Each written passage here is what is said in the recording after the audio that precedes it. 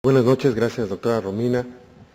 Le agradezco al Colegio de Anestesiología la invitación, al doctor Castelazo, al doctor Jáuregui. Y bien, vamos a hablar lo que es la hipertensión pulmonar y qué tiene que ver para nosotros como que nos dedicamos a la medicina, qué es lo que tenemos que ver. Déjenme decirles que hace años hubo una epidemia de hipertensión pulmonar en la Comunidad Europea. Y esa epidemia hizo que la Organización Mundial de la Salud le preocupara. Se vio que era por los anfetamínicos y se prohibieron para el uso de la Comunidad Europea. Posteriormente fueron avanzando, se hicieron la primera reunión mundial y se fueron haciendo diferentes reuniones. Y en el transcurso de este tiempo surgió una segunda epidemia que fue por el aceite de colza. ¿Qué es el aceite de colza? Nosotros los mexicanos no estamos acostumbrados a utilizarlo, pero lo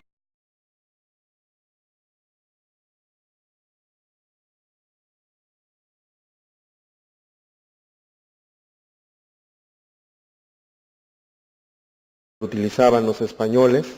Es un aceite de olivo. Iban de casa en casa vendiendo este aceite para la cocina de los españoles. Posteriormente fue el brote de la hipertensión pulmonar y cuando se pusieron a analizar en forma retrospectiva, vieron que este aceite de olivo que la gente cocinaba en España estaba adulterado y era el que producía la hipertensión pulmonar. Todos estos brotes hicieron que la Organización Mundial de la Salud se preocupara por qué pasaba con la hipertensión pulmonar. Y entonces empezaron a realizar los diferentes consensos, y el último de ellos fue en el 2008 en Dana Point, Estados Unidos, y pronto será en Francia en el 2013 la nueva reunión, que es cada 5 años. En esas reuniones se delimita cuáles son los parámetros que uno como médico debe de conocer acerca de la hipertensión pulmonar. Bien, ¿cuál es la definición de la hipertensión pulmonar? Fue difícil establecerlo porque créanme que si nosotros nos dijeran, les voy a hacer una espirometría, yo creo que todos cooperaríamos para que nos hicieran una espirometría. Pero si a nosotros nos dijeran, le vamos a hacer un cateterismo cardíaco derecho para delimitar la hipertensión pulmonar, para ver cómo está su circulación pulmonar, yo creo que pues nadie se dejaría, ¿verdad? Entonces, hoy por hoy, estos parámetros fueron delimitados en el consenso de Dana Point y vean que realmente son el diagnóstico definitivo de la hipertensión pulmonar se da por el cateterismo cardíaco derecho y es más de 25 milímetros de mercurio de la presión media de la arteria pulmonar. Solamente se tomó la determinación en reposo y anteriormente se tenía una determinación en ejercicio, la cual fue completamente desechada. Hoy, este sería el diagnóstico, la nueva definición de la hipertensión pulmonar determinada por cateterismo. ¿Qué pasa? Nosotros en América Latina y en México tenemos una medicina más de curativa más que preventiva. Habitualmente los pacientes tienen un periodo preclínico y cuando llegan con nosotros los médicos llegan con los síntomas realmente. Y hay diferentes formas de hipertensión pulmonar que vamos a ver y van a ver que después del diagnóstico existen 2.8 años de sobrevida, por ejemplo en las formas idiopáticas. ¿Qué pasa en América Latina? Es muy parecido. La mayoría de las personas son diagnosticados como asmáticos con disnea. Aunque el asma es una disnea intermitente, la hipertensión pulmonar es una disnea progresiva. Vean que estos pacientes empiezan a elevar la presión pulmonar cuando llegan con el médico, ¿sí? La mantienen arriba, pero lo que caracteriza es las resistencias que van aumentando y el gasto cardíaco que va disminuyendo. Estos pacientes se ven limitados. ¿Por qué?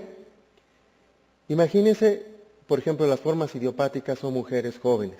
Pues la mayoría son mujeres, son jóvenes. Imagínense que quieren caminar. Y cuando tratan de caminar, como tienen aumento de la resistencia, se les cae el gasto cardíaco y les da el síncope.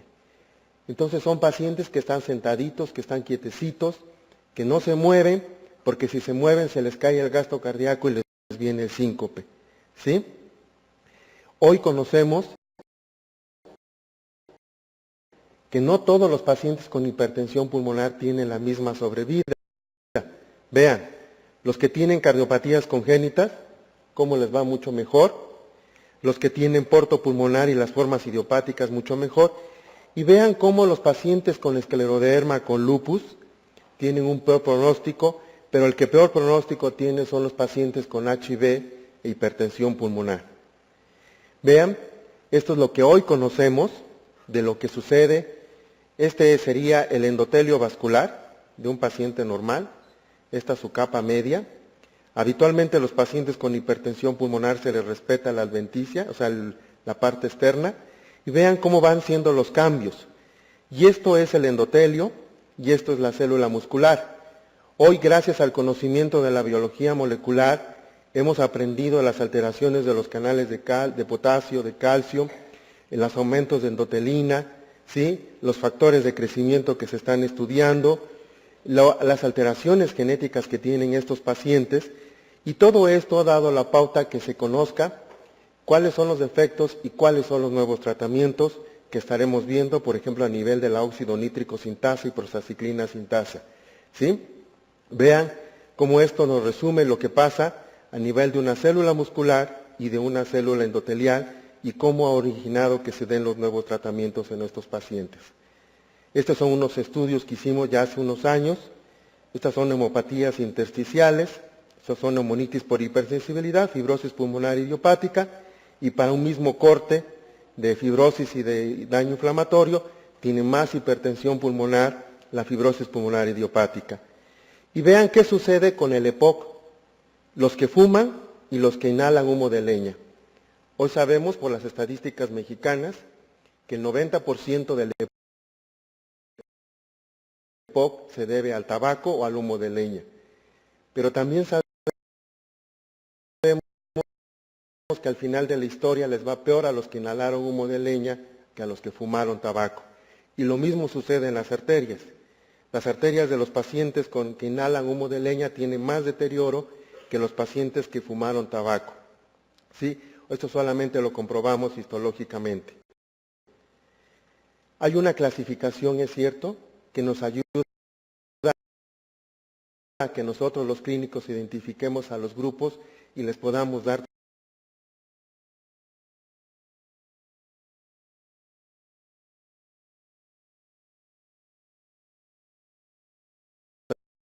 tratamiento. Esta está enfocada primero, este es el grupo que más se ha estudiado, el que más preocupaba a los clínicos, donde están las formas idiopáticas, que es la forma más severa, donde está también lo que nosotros conocemos, las colagenopatías, el VIH, la hipertensión portal, y este es donde se han hecho la mayoría de los estudios que vamos a ver. Estas son las hipertensiones pulmonares más frecuentes, no quiero decir las más severas, las que ven más los cardiólogos debido al lado izquierdo del corazón, y esta es la que vemos más los neumólogos, las que le platicó ahorita la doctora Romina, de la enfermedad pulmonar obstructiva crónica, de las intersticiales, los trastornos del sueño. Déjenme decirles que mientras los anteriores hacen hipertensiones pulmonares severas, las neumopatías hacen hipertensiones pulmonares leves y moderadas, no las hacen tan severas. Y lo que también nos decía hace rato la doctora Romina, hay pacientes que tienen eventos de tromboembolia y hasta en un 3% en el seguimiento van a hacer tromboembolia pulmonar crónica.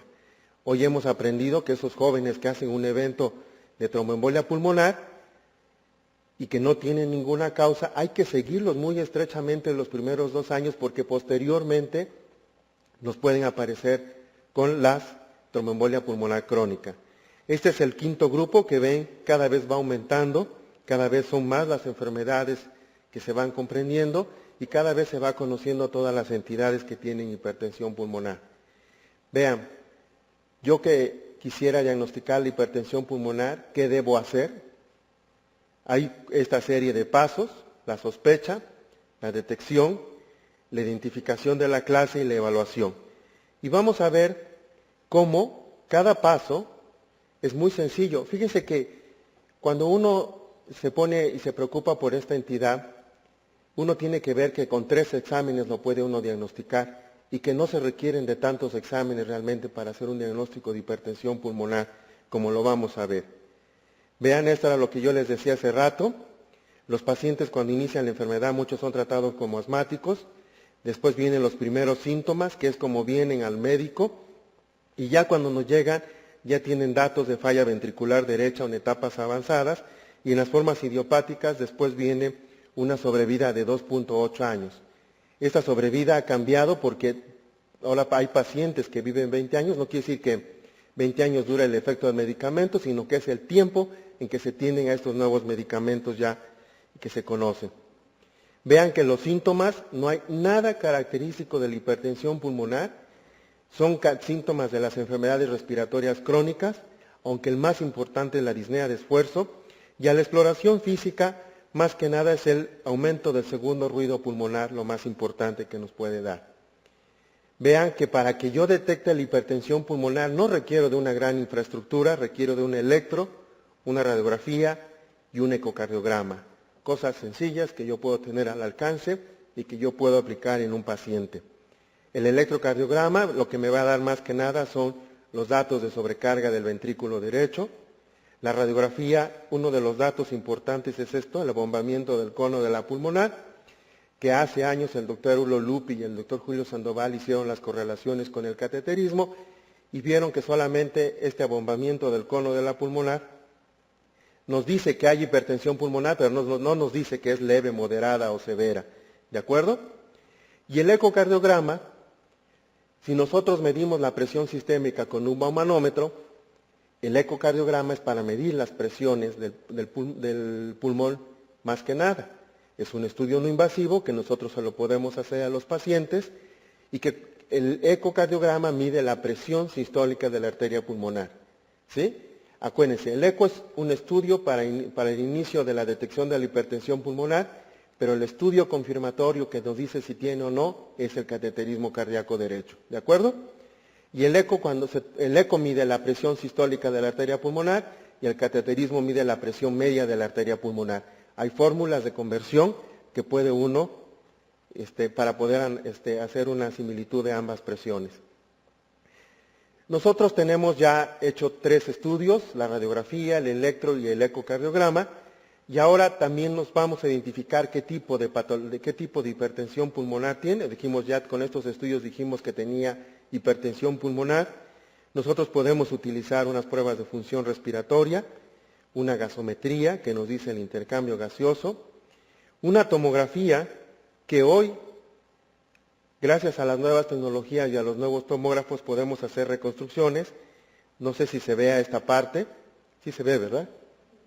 Este es un trombo y este es otro trombo, y vean cómo en las reconstrucciones se ve realmente este trombo, que ahora con los nuevos tomógrafos que podemos hacer reconstrucciones en tercera dimensión, ya no cuesta trabajo, porque anteriormente estos pacientes cuando tenían trombos crónicos entraban a cirugías de circulación extracorpórea y al abrirlos a veces eran tumores. Entonces era decirle, lo siento, lo cerramos y otra vez.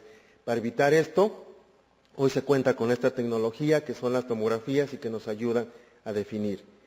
La angiografía pulmonar ya no se realiza de manera rutinaria, solamente en forma selectiva, cuando hay casos de que se dude la tromboembolia pulmonar. Vean, esta imagen se la puse porque es un árbol de la circulación pulmonar normal. Se tiene que hacer selectiva, o sea, primero un lado, se dispara el medio de contraste, después se dispara el otro lado, y vean cómo estos casos se los puse, que son más que nada los defectos vasculares que tenemos, que nos indican datos de tromboembolia pulmonar, y aquí se ve el trombo como tal. La gammagrafía sigue siendo un estudio que se sigue utilizando en América Latina. Fíjense que cuando nosotros vemos las guías americanas y las guías europeas, todos dicen que para el diagnóstico de tromboembolia pulmonar se debe hacer la tomografía, pero porque todos tienen tomógrafos. Ahora que nos pusimos a trabajar un poco en América Latina, realmente no todos los países tienen tomógrafos, todos tienen, la mayoría tienen gamagramas pulmonares, aunque si ustedes ven las tomografías de ahora duran escasos segundos para realizar los cortes de todo el organismo, y el gamagrama es muy lento porque hay que hacer una fase ventilatoria y hay que hacer una fase expiratoria, ¿no? Es muy lento, pero hoy por hoy es el estudio que más se tiene en América Latina.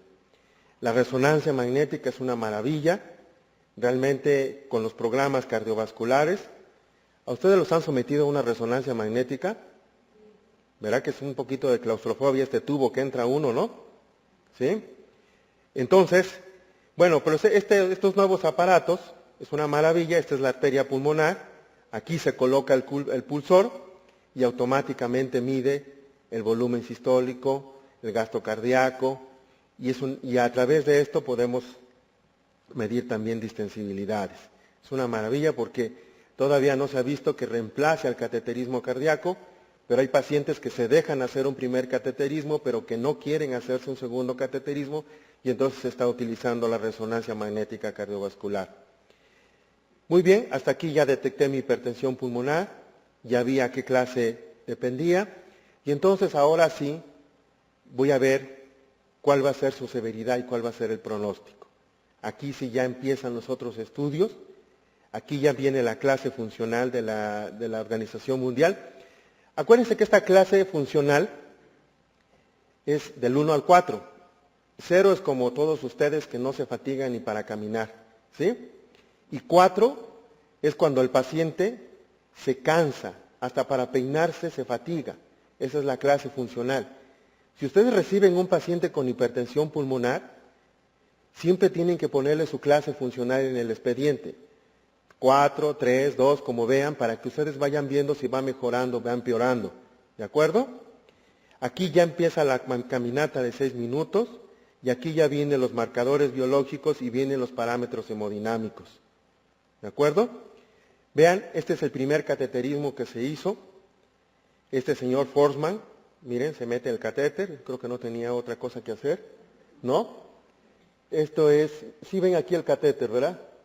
¿Sí? Bueno, espero que sí se vea. Sí se ve, ¿verdad? Aquí va parada la aurícula derecha y él se mete este catéter, se toma la radiografía, se miden las presiones y junto con Cornan y Dickinson en 1956 les dan el premio Nobel de Medicina. Bueno, ahora no tiene uno que hacer estas cosas para que le den un premio Nobel, ¿verdad? Pero porque los premios Nobel de ahora son de la biología molecular de la medicina, ¿sí? Pero ¿qué quiere decir? Que si yo tengo un paciente con hipertensión pulmonar, que ya lo sospeché, que ya lo confirmé, que ya lo empecé a estudiar, y yo quiero saber si tiene o no realmente, le hago el cateterismo cardíaco. ¿Y en qué consiste el cateterismo? Consiste en meterlo en la sala de hemodinámica, meterle un catéter de Swan-Ganz, medir las presiones. Por favor, cuando midan las presiones, espérense una media hora para después medir las presiones. A cualquiera de nosotros, pues cuando nos ponen un catéter o una venoclisis, pues nos asustamos, nos ponemos taquicárdicos, ¿sí o no? Entonces, lo que tenemos que hacer es esperar que el paciente se relaje, esté tranquilo y posteriormente a la media hora medir las presiones. Después lo retamos con un medicamento. Lo que se utiliza más en América Latina es el Hilopros inhalado, de rato se los voy a presentar. Y entonces lo que uno espera ver es que esta es la presión media de la arteria pulmonar y conforme pasan los minutos vaya disminuyendo la presión de la arteria pulmonar, vaya mejorando el gasto cardíaco y vayan disminuyendo las resistencias. Esto es lo que sería una respuesta positiva a el test de reactividad vascular pulmonar. ¿De acuerdo? Se han utilizado diferentes vasodilatadores como adenosina, que también se utiliza en México, el óxido nítrico, que es el mejor, pero es muy caro, ¿sí? La prostaciclina, que también se utiliza, pero hoy en México y en parte de la mayoría del mundo ya se está utilizando el Hilopros para el reto de vasodilatador agudo. Vean, ahora resumamos todo lo que vimos para el diagnóstico. Si yo tengo un paciente que tiene síntomas y signos sugestivos de hipertensión como la disnea, hago una evaluación no invasiva, considero las dos causas más frecuentes, la del lado izquierdo y derecho, y tomo los estudios básicos que yo les dije. Si confirmo que hay hipertensión pulmonar, hasta ahí quedó el estudio del paciente y no lo hice gastar más. ¿De acuerdo? ¿Sí? Pero si tiene una hipertensión, yo les dije que estos pacientes, los neumópatas y los cardiópatas, tienen hipertensiones pulmonares leves moderadas. Pero si tiene una hipertensión pulmonar severa y desproporcionada, entonces yo les hago un gamagrama. Si ese gamagrama tiene defectos, digo tiene tromboembolia pulmonar crónica y hasta ahí terminó. Si no tiene defectos, entonces vean que hasta aquí es donde yo les realizo el cateterismo cardíaco derecho. Ya dependiendo de la confirmación, le puedo hacer diferentes estudios que me van a dar el diagnóstico definitivo de estos pacientes. ¿Qué pasa nosotros los médicos? Cuando nosotros tenemos un paciente con hipertensión pulmonar, yo lo voy a meter al quirófano. ¿Qué tanto me dice cuáles son los pacientes de buen pronóstico y cuáles son los pacientes de mal pronóstico? ¿Sí? Esto ya fue determinado. Vean, estas son las variables que me indican, ¿sí?, cuáles son los pacientes de bajo riesgo y cuáles son los pacientes de un alto riesgo para que también en el tiempo les va a ir bien o mal. ¿De acuerdo? O sea, yo tengo un paciente que lo valoro con hipertensión pulmonar, que lo voy a meter a una cirugía, y hay unos parámetros que a mí me determinan qué es lo que a este paciente puede tener un peor o un mal pronóstico. ¿Sí? También hay ya estadísticas que me dicen si después de someterle a una cirugía, de que el paciente salga, bueno, el paciente con hipertensión pulmonar tiene un riesgo altísimo, un riesgo hasta porque les operen un dedo, esos pacientes tienen una alta mortalidad. Hoy con los nuevos medicamentos eso ha disminuido. Anteriormente hasta para una apendicitis, una colistectomía, los pacientes se complicaban, hoy no, porque hoy se tratan los pacientes desde antes y ya van premedicados y ya van con los tratamientos establecidos. ¿Dónde debe estudiarse la hipertensión pulmonar? Para esto ya se pusieron a discutir los españoles y están publicados en estas dos revistas y nos dicen que en los centros de referencia, que son hospitales de alta especialidad, donde se estudian estos pacientes. El primer nivel y el segundo nivel lo pueden detectar y un tercer nivel sirve para hacer un estudio hemodinámico y para establecer los tratamientos. En América Latina hicimos una estadística de cuántos centros de referencia existen. Vean, son 88 centros los que hay y sin lugar a dudas pensamos que México era el que tenía más centros, pero nos ganó Brasil, pero bueno, Brasil tiene 300 millones de habitantes, ¿verdad? Entonces, pero ya en América Latina hay centros de referencia, hay médicos que se dedican ya a la hipertensión pulmonar. Nos preocupaba porque no había países en los cuales no existía como tal médicos que se dedicaran al estudio de esto. Y una de las formas como lo hemos hecho es a través de este manual que lo hicimos en México, el instituto, y que ha servido para una forma de educar a todos. Y si gustan ustedes, yo se los puedo pasar vía electrónica para que lo tengan y que donde trabajan todos los pacientes con hipertensión pulmonar, como lo ven. Pero bien, vayamos al tratamiento. Ya supimos que era la hipertensión pulmonar. ¿Qué objetivos busco yo como médico a tener en hipertensión pulmonar? Vean, disminuir la mortalidad, mejorar la hemodinámica, mejorar la capacidad de ejercicio y la calidad de vida. ¿Por qué es esto? Fíjense que para ustedes caminar 20 metros no es nada. Es lo que hacemos de aquí al caminar a la puerta de la entrada, o menos. Pero para estos pacientes, caminar 20 metros es un gran lujo. ¿Sí? Es impresionante cómo cuando ellos empiezan a caminar un poquito más, pues sobre todo las formas idiopáticas, las gentes jóvenes dicen, ay doctor, puedo caminar. Por eso se les hace caminatas de seguimiento, porque vamos viendo qué tantos metros van caminando. Y va uno viendo cómo mejora su calidad de vida de ellos. Hay un tratamiento médico inespecífico y un tratamiento médico específico. El inespecífico es el que todos conocemos, diuréticos, digital y oxígeno. Y el tratamiento médico específico existe la monoterapia y la terapia combinada. Si yo le hice al paciente lo que les enseñé, un test de reactividad vascular pulmonar, estos son mis criterios para considerar si es respondedor o no respondedor. Y vean, esto es lo que yo les enseñé esa gráfica hace rato de todos los mecanismos imbricados. Hoy conocemos 3 vías en las cuales se mueven los tratamientos de la hipertensión pulmonar. El de la endotelina, el del óxido nítrico y el de la prostaciclina. Aquí están enfocados los tratamientos, no quiere decir que sean los únicos, se están creando nuevas moléculas, se están en desarrollo. Y vean, hoy les voy a hablar primero de las endotelinas. Los 3 medicamentos que hay es el Bosentan, el Cistasentan y el Ambrisentan.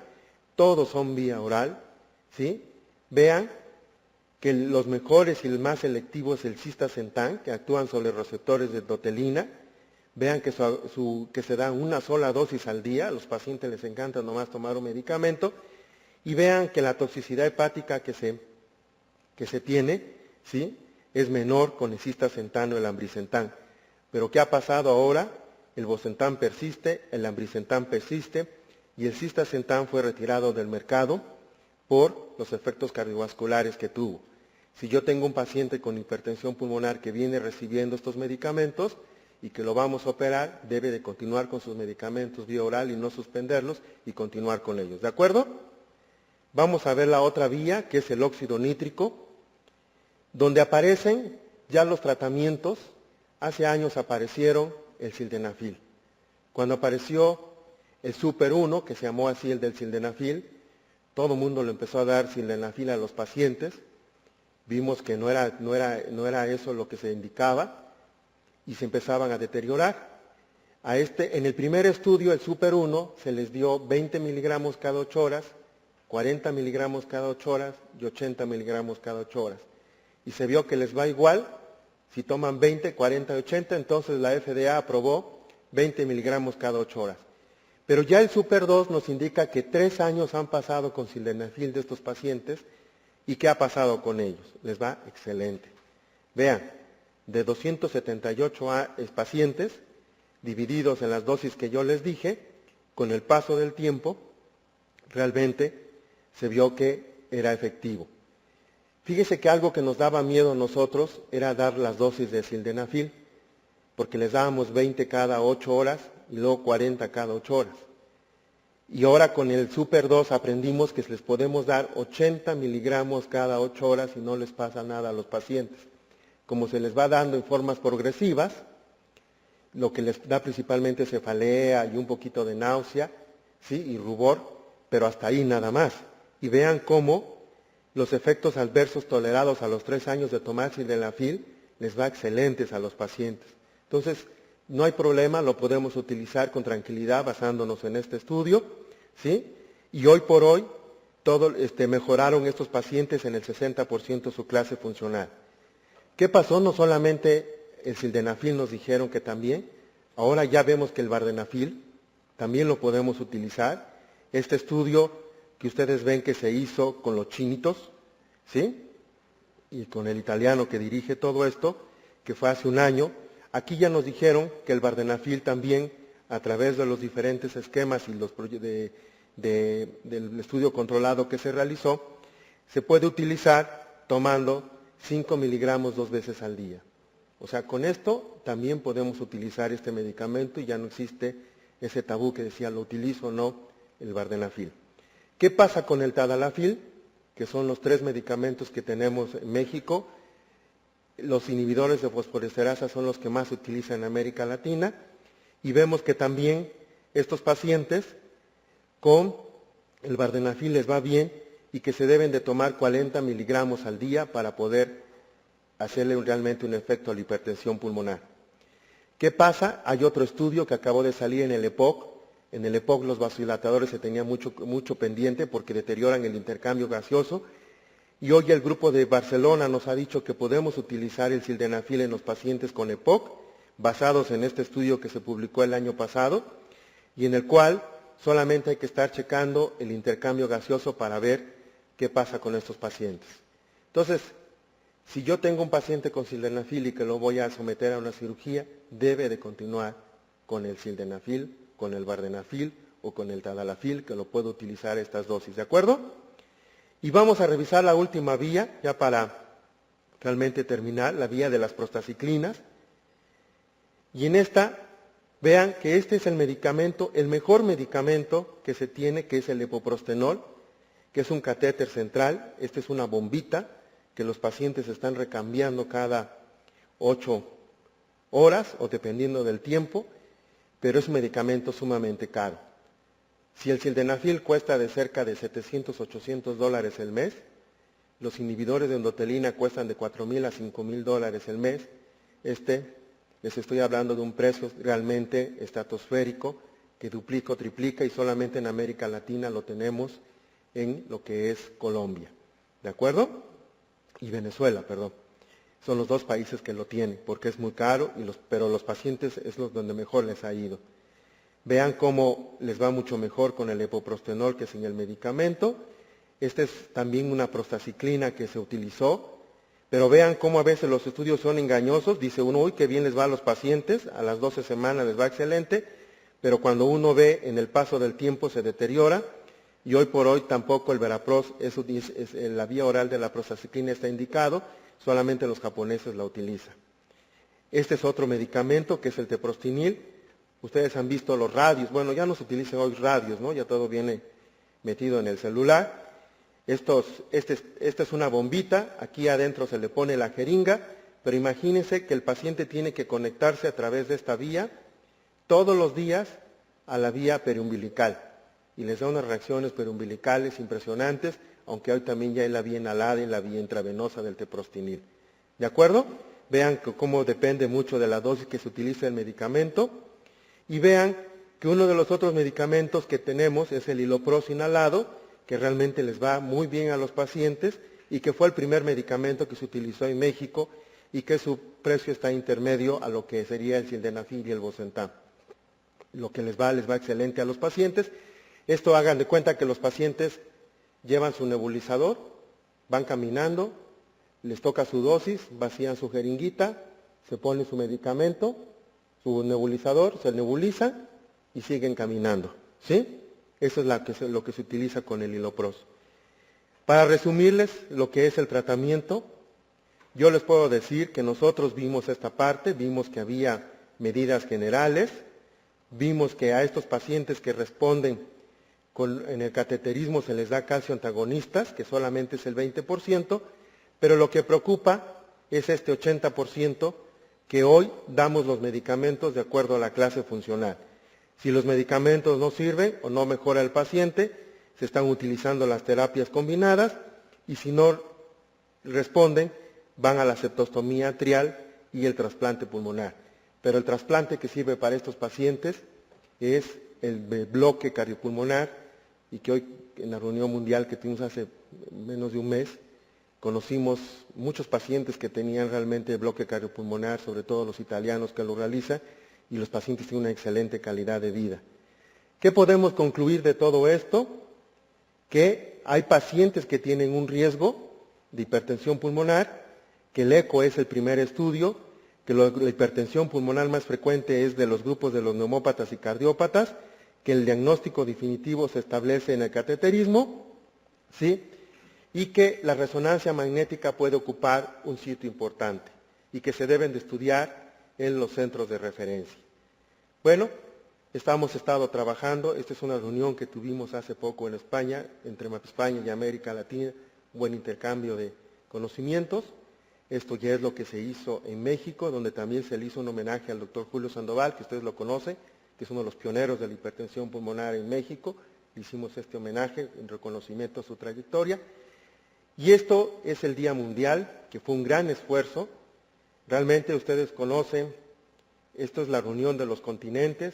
Les voy a presentar, este es el doctor, es el nuevo presidente de la Sociedad Europea de Cardiología, el doctor Miguel Ángel Gómez Sánchez, Simoniu, Nazareno y Rubins, que son los que se dedican a la hipertensión pulmonar y los que más escriben. Este es el representante de la comunidad europea, este es el representante de la comunidad africana, este es el representante de los Estados Unidos, esta es Irene y Juan, que son los españoles y los anfitriones que tuvieron a bien hacer toda esta reunión donde realmente se llegaron a hacer muchos consensos y muchas cosas buenas para los pacientes y para la medicina actual. Y termino haciéndoles una invitación. El año pasado tuvimos un día latino que fue la sede de Miami. Este año tendremos una sede que será Costa Rica el 28 de noviembre del 2012. ¿Sí? Muchísimas gracias.